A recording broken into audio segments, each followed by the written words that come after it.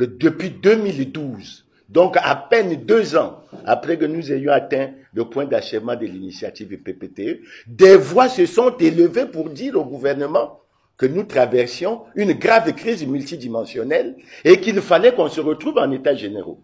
Vous connaissez la réponse. Le pays n'est pas en crise, on a tellement d'argent, on a une croissance à 2 chiffres, ce qui était archi faux. Maintenant, quand on arrive et qu'il constate qu'il y a la crise, dans un premier temps, c'est le gouvernement qui a peur d'aller auprès du Fonds monétaire international, estimant être capable d'entreprendre un ajustement interne. Monsieur Jimmy, l'ajustement interne pour le gouvernement signifiait quoi? La réduction du train de vie de l'État. Vous trouvez normal que dans un pays comme celui-ci, dans la situation actuelle, qu'un ministre d'État continue à gagner 15 millions, qu'il ait 2 millions d'indemnités de logement, avec la situation des étudiants que vous connaissez? Ça, c'est une mesure difficile à prendre. Vous pensez qu'il était difficile au gouvernement de réduire les effectifs? Vous pensez au gouvernement qu'il était difficile de prendre un certain nombre d'autres mesures pour qu'il n'en a pas été capable? On sent une chose, monsieur Dimi, il faut le dire. Le gouvernement agit en voulant protéger un système. On protège ceux qui se sont enrichis, mais on fait souffrir la majorité des Congolais. Monsieur Dimi, je vous donne quelques exemples. Lorsqu'un député déclare en pleine assemblée qu'on a débloqué de l'argent pour une route imaginaire de 135 km, vous pouvez me dire combien ça fait? Quelle est la réaction du gouvernement? Quelle suggestion le gouvernement attend encore? Dans un état de droit, une telle information nécessite immédiatement l'ouverture d'une enquête. Le directeur général de la DGST, Philippe Obara, il publie un communiqué que tout le monde a lu, s'agissant du fonds de soutien de l'agriculture, en disant qu'il y a des Congolais qui ont pris de l'argent et qui ne le remboursent pas. Il donne un délai, le 30 avril 2018. Passé ce délai, les gens seront présentés devant le parquet. Qui a été présenté devant le parquet? Absolument personne.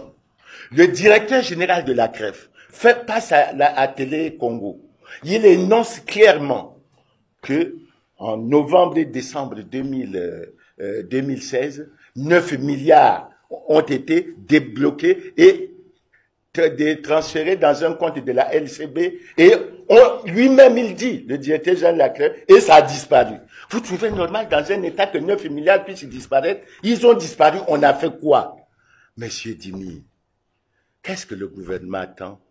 Je peux vous prendre, j'ai dans mes documents ici, la déclaration du président Sassou, devant le Parlement réuni en congrès. Il disait quoi? Que nous avions des excédents budgétaires, mais qu'on allait ouvrir un compte de stabilisation. Et que personne ne retirerait le moindre franc de ce compte de stabilisation sans une loi rectificative du Parlement. Les 14 000 milliards sont passés où? Et ce qui est plus grave, monsieur Dimi, vous avez été à la conférence de presse du Premier ministre, etc. Lorsque le Premier ministre dit que la crise est due à la baisse du prix du baril du pétrole, nous disons que c'est archi faux. Et nous disons que c'est archi faux pourquoi? D'abord, la première raison, il faut assumer ses responsabilités. Il ne faut pas tenter de rejeter les responsabilités sur des facteurs exogènes, parce que le baril, nous ne le contrôlons pas. Revenons déjà à reconnaître que nous avons une grosse responsabilité. La grosse responsabilité que nous avons, c'est que lorsque nous ouvrons un compte de stabilisation, le compte de stabilisation veut dire quoi?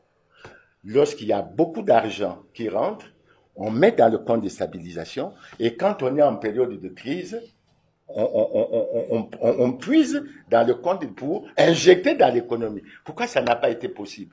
Pourquoi les 14 000 milliards sont où? De sorte que, lorsque le gouvernement vient, le Premier ministre parle des 48 mesures, stabilité macro, les Congolais, ils ne comprennent absolument rien. Ce que les Congolais veulent savoir, où sont passés les 14 000 milliards?